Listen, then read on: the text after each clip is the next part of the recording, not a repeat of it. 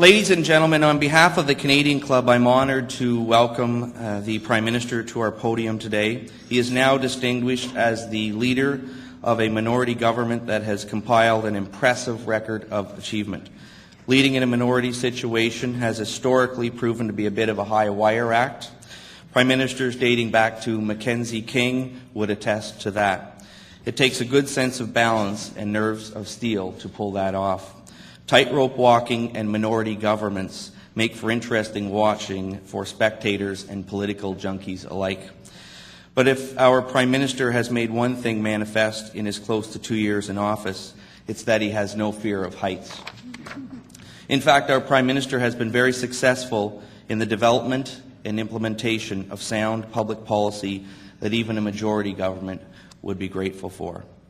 Innovative policies supporting a national cancer strategy, vaccine initiative, and wait list guarantees are just a few of the policies implemented by the vision of our federal government, while at the same time supporting our troops at war. Last month's throne speech reinforced the government's priorities and outlined their agenda for the fall. The Conservatives set out goals on environmental protection, violent crime, the easing of inter-provincial trade barriers, and setting formal limits on the federal spending in provincial jurisdictions. And then the throne speech was followed by last week's economic statement. It includes cuts to the GST, personal and corporate income tax. And along with the throne speech and the economic summit, with every passing day and every confidence vote in the House of Commons, election speculation continues to grow. However, we're here today to hear about the Prime Minister's vision for Canada on the road forward into this century, a road that he believes will take us through the next election and beyond. I'm looking forward to hearing from our Prime Minister on these and other important issues. Ladies and gentlemen, please join me in a warm welcome for our special guest this afternoon, the Right Honourable Stephen Harper, Prime Minister of Canada.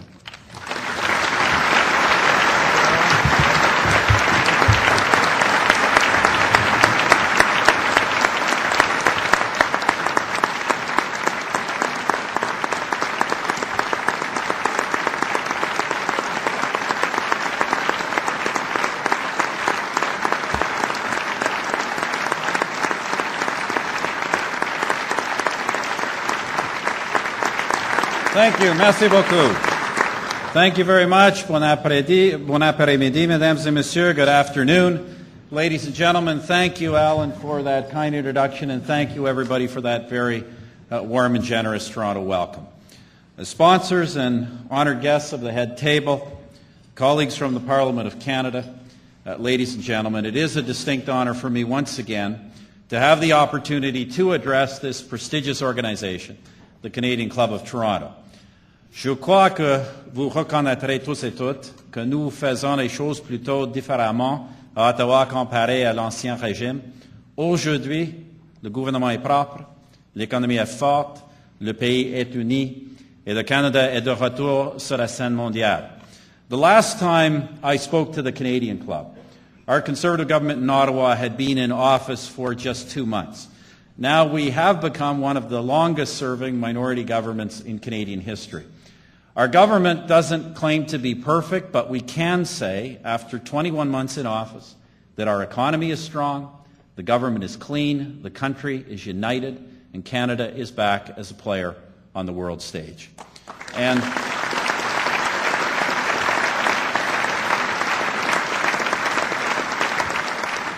And despite some saber-rattling by the opposition, it remains my conviction that the public doesn't want an election, but they do want us to get on with the job of governing so they can plan for the future with confidence. Because as I said in the debate on the speech from the throne, it really is, and we should never forget, really is the people, not the government, who have built this country, the Aboriginal people, whose roots run deepest in our beautiful land, les aventuriers français qui ont jeté les fondations de l'État canadien sur les rives du Saint-Laurent il y a près de 400 ans, the British settlers who brought the democratic ideals and institutions that we've molded into our own, and of course the immigrants from every corner of the earth who have enriched our society with their traditions and with their ambitions. As we govern, we must always, and we try to always remember, that Canada is their legacy to us. Enriching this heritage for future generations is our duty to them. And every day, millions of Canadians are doing that. They're setting the nation's moral compass by teaching their children right from wrong. They're making our communities better by giving more than they take. And they're building our economy with their hard work and creativity. Le discours du trône a été adopté par le Parlement et notre gouvernement va aller de l'avant sur 5 priorités principales de notre plan, un leadership fort, un Canada meilleur. Aujourd'hui, j'aimerais vous parler de l'importance d'une de ces priorités, diriger notre économie vers un allègement fiscal et une prospérité continue. The speech from the throne has now been passed by Parliament, and our government will move forward on the 5 core priorities of our plan, Strong Leadership, A Better Canada. These priorities are to strengthen Canada's sovereignty and place in the world, to modernize our federation and democratic institutions, to make our streets and communities safe once again, to protect our environment and, by extension, the health of Canadians, and to steer our economy towards continuing long-term prosperity. It is the last point that I wish to talk to you about today. There are several planks in our plan to keep building the Canadian economy, including we've announced the largest infrastructure investments in cooperation with all levels of government in half a century in this country. We have an aggressive agenda of international trade negotiations. We have put new investments into science and technology strategy. We have new initiatives in education and skills, in immigration and foreign credentials recognition. And we are undertaking a review of our investment and competition policies. Mais l'aspect le plus important de notre agenda économique est d'avoir une bonne gestion financière nationale et de réduire les taxes et les impôts et de les garder bas. But none of these things is more important than the priority of good national financial management, of getting taxes down and keeping them low. Now, last week, the Minister of Finance, the GTA's own Jim Flaherty, he must be doing a great job, he's become James Flaherty. Jim Flaherty, as you know, issued the government's pre-budget economic statement. You all well know the context of this particular action. While our economy remains strong, Canada is not immune from the significant uncertainty that has grown in the world economy in recent months. With weakness in some of our export markets and the rapid appreciation of the dollar, we are living in challenging times. We felt a need to act early, to send a clear message that for those looking for optimism about the future, this country is rock solid. And so we announced another major step in our agenda of cutting taxes for every single individual, family, and business. L'énoncé économique de la semaine dernière prévoyait un allègement fiscal additionnel de 60 milliards de dollars et depuis notre élection, nous avons pris des mesures qui réduiront les taxes et les impôts des particuliers et des sociétés de près de 200 milliards de dollars en 5 ans. Le fardeau fiscal fédéral sera à son plus bas niveau depuis un demi-siècle. With the $60 billion of cuts announced last week, the total actions taken by this government to date are approaching $200 billion over the next 5 years. Federal taxes will fall to the level they were at in the last year of the Diefenbaker government, before the policies of the late 1960s, before Trudeau, back to the lowest level in nearly half a century.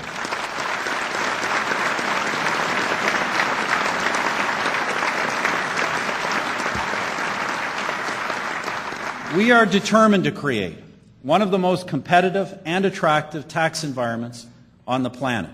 That means lowering taxes for everybody, employees, businesses, investors, and consumers. Through the measures we introduced last week, purchasing power will go up, take-home pay will increase, and Canadian businesses from small domestic entrepreneurs to global giants will flourish and create jobs. L'impôt fédéral sur le revenu des sociétés passera de 22% cette année à 19,5% le 1er janvier et à 15% d'ici 2012, le plus bas taux d'imposition parmi les principales économies du monde industrialisé. Key to our objective for a strong business environment is the reduction of the federal corporate income tax rate from 22% this year to 19.5% on January 1st to 15% by 2012, the lowest corporate income tax rate among the major developed economies. That's where we're headed.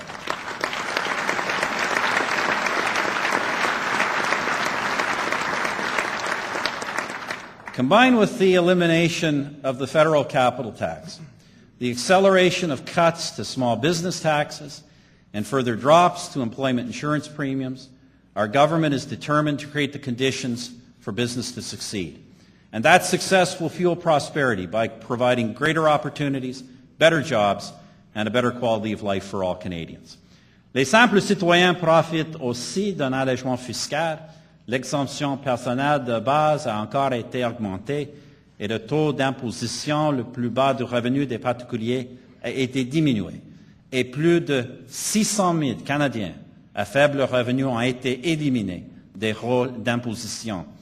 Individual Canadians are also benefiting from tax relief.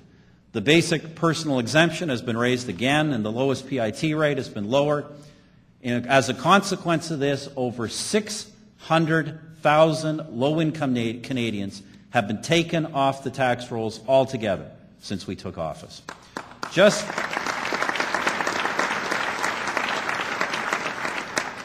as importantly, there have been reductions in personal income tax in the form of tax incentives to benefit families and workers, like the deduction for kids' sports and the transit pass tax credit. And there have been major improvements in the system itself, like finally ending the marriage penalty, a $2,000 credit for every single child, and pension income splitting for our senior citizens. Une autre mesure majeure est bien entendu ce que nous faisons avec la TPS. 3 ans avant ce que j'ai promis à maintes reprises aux dernières élections, soit réduire la TPS de 7 à 6 à 5%. Another major action, of course, is what we're doing with the GST 3 years ahead of what I promised repeatedly in the last election, the GST cut from 7 to 6 to 5%.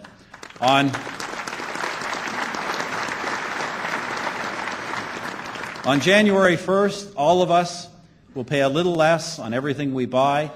It adds up to a massive $6 billion a year tax cut that touches every single Canadian. Now, I do see, as an economist myself, I do see that there are economists who don't like the GST tax cut. These are economists who believe the GST is a good tax, which of course comes from the School of Economics that believes there is such a thing as good taxes. But look, as I said in our caucus, we're perfectly willing to write the legislation so that any economist or anyone else who wants to pay a higher GST rate will be allowed to do so.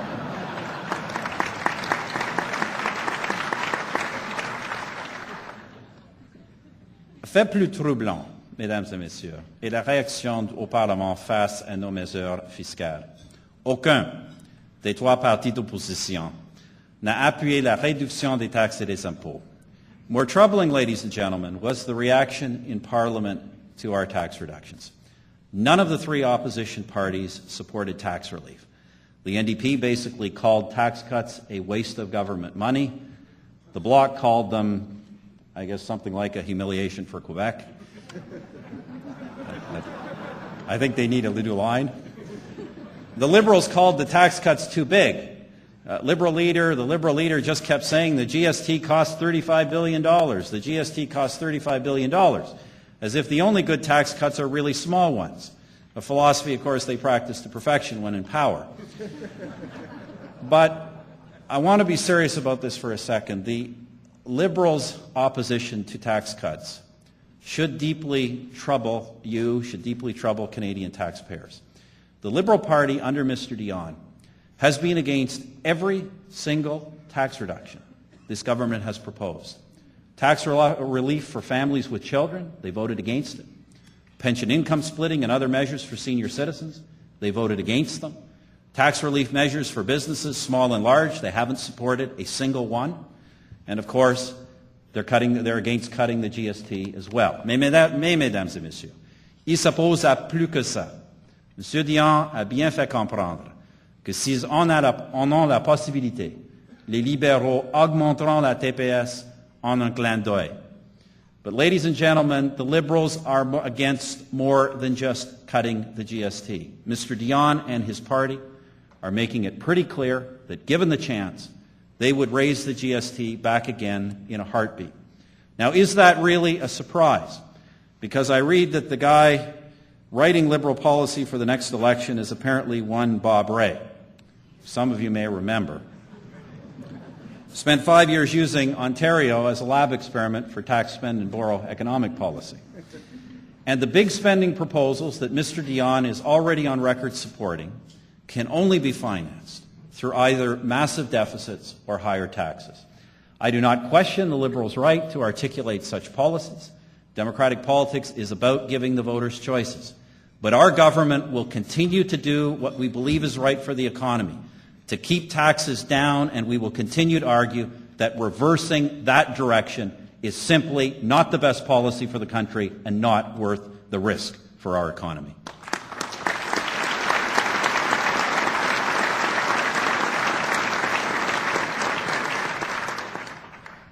Mesdames et messieurs, jamais depuis un demi-siècle, les Canadiennes, les Canadiens n'ont eu un fardeau fiscal fédéral aussi léger ou un plan économique aussi ciblé. Nous laissons derrière nous les vieilles habitudes d'imposition, de dépenses et d'emprunt. We are finally putting the tax, spend, and borrow legacy of the last half of the 20th century behind us. Besides reducing taxes, we're keeping spending focused on getting results, and we're paying off debt. By February, the Minister of Finance will have paid off $37 billion off our national debt just since we took office. It's no coincidence that we are seeing economic numbers not matched since the tax, spend, and borrow era began some 40 years ago. We are en route to yet another year of strong economic growth. Inflation and interest rates remain low. Canadians' real disposable income has risen 6% over the last 18 months. Average hourly wages are up 4% compared to this time last year. Taxes are at a 44-year low. Unemployment is at a 33-year low. 10 years ago, 16% of Canadians lived below the poverty line. Today, only 11% do. 10 years ago, nearly 19% of children under 18 lived in poverty. Today, less than 12% do. 10 years ago, over half of all single mothers lived in poverty. Today, less than 30% do. Ce n'est pas la perfection, mais sont toutes normes raisonnables. Nous affichons d'excellentes réalisations et nous allons dans la bonne direction. Et ça nous permet de relever nos défis dans les secteurs forestiers, manufacturiers, de l'infrastructure et de l'éducation et de la recherche. This is not perfection. But by any fair measure, this is a good record of achievement, moving in the right direction. And it gives us the flexibility to tackle our challenges, to provide adjustment funds to the workers and the communities of the struggling forestry sector, to allow big write-offs for capital investment in manufacturing, to strengthen investments in world-class education and research and to put new funds into neglected infrastructure. You know, it's worth noting that our economy has been showing tremendous resiliency against a range of economic changes. Here in Ontario, for example, despite the well-documented difficulties of the manufacturing sector generally and the auto sector in particular, we've just seen 2 straight months of strong job growth. And over the year, employment growth in this province is actually now running above the national average. Nationally, job growth among the self-employed in the services sector is very strong, including professional, scientific, and technical services. So far this year, the construction and utility sectors are doing well, and cultural industries are hiring too. The unemployment rates for women over 25, for workers over 55, are setting all-time records. So yes, we have some problems, But as our esteemed finance minister said more than a few times last week, and let's not forget it and broadcast it to the world, the fundamentals of our economy are as solid as the Canadian Shield. And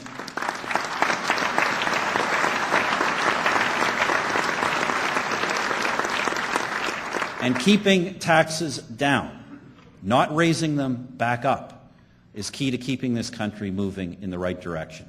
Mesdames et Messieurs, notre premier discours de trône s'intitulait « Une nouvelle feuille de route » qui reflétait notre mandat de changement. Et nous avons livré la marchandise. Maintenant que nous avons tourné la page, nous nous tournons vers l'avenir. Ladies and gentlemen, last year we entitled our first speech from the throne, Turning a New Leaf. It was a reflection on our mandate for change. We delivered most of the elements of that mandate. And now that we've turned a new leaf, we are fixing our sights on Canada's longer-term horizons, on where we want this country to go in the 21st century and how we will get there.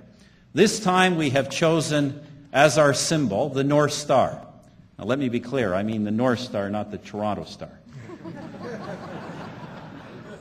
The North Star has been a guide for mariners and explorers for centuries.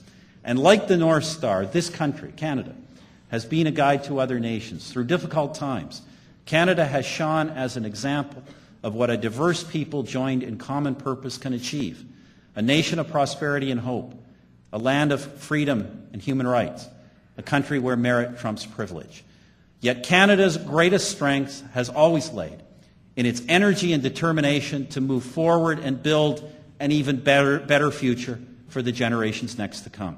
Notre gouvernement est déterminé à faire preuve d'un solide leadership pour que le Canada ait un avenir encore meilleur et avec un Québec plus fort au sein de ce Canada meilleur. Our government is committed to strong leadership to realizing an even better future.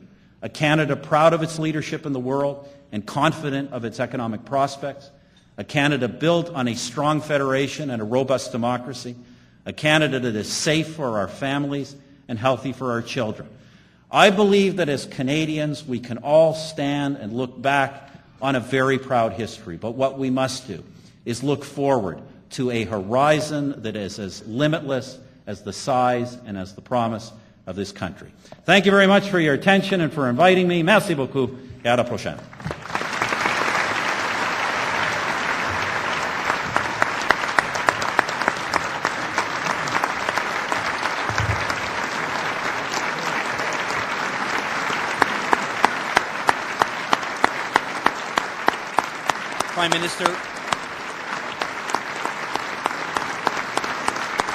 Prime Minister, thank you very much. I'm going to call on John Capobianco, who's the director of the Canadian Club, to offer some formal thanks. Great, thanks, Alan. Thank you very much, Prime Minister, for joining us here today and for the privilege of being able to hear firsthand about your vision for our country. In the government's most recent speech from the throne and in the Prime Minister's address today, we heard of Canada being compared to the North Star. Canada, it was said, has been a guide to other nations. Through difficult times, Canada has shone as an example of what a people joined in common purpose can achieve. Prime Minister, you've mentioned many of the challenges that lie ahead for Canadians, challenges both immediate and those lying on the horizon. A great nation, and Canada is indeed a great nation, needs great leaders to whom its people can look when tested. Confucius said this about leadership in government, and I quote, "He who exercises government by means of his virtue may be compared to the North Polar Star, which keeps its place and all the stars turn towards it." On behalf of the Canadian Club of Toronto, let me echo that sentiment. Thank you for your leadership. Thank you very much for an inspiring speech today, and thank you for joining us today. Thank you, Prime Minister.